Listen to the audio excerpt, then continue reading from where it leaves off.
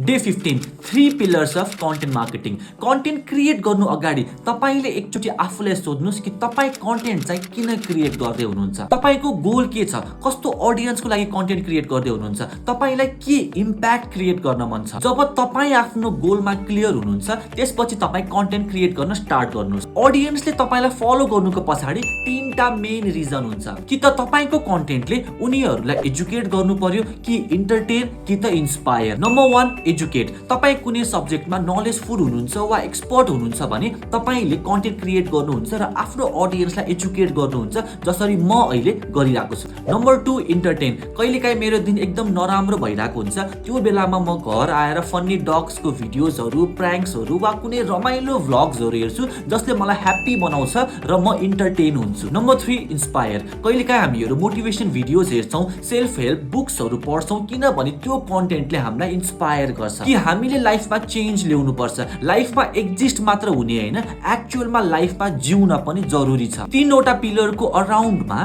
तपाईको कन्टेन्ट छैन भने there is no reason for your audience to follow you. त्यसैले कन्टेन्ट क्रिएसन गर्दा तपाई आफूमा क्ल्यारिटी हुनु जरुरी छ कि तपाई आफ्नो ऑडियन्सलाई कस्तो खालको कन्टेन्ट प्रोवाइड गर्नुहुन्छ भनेर।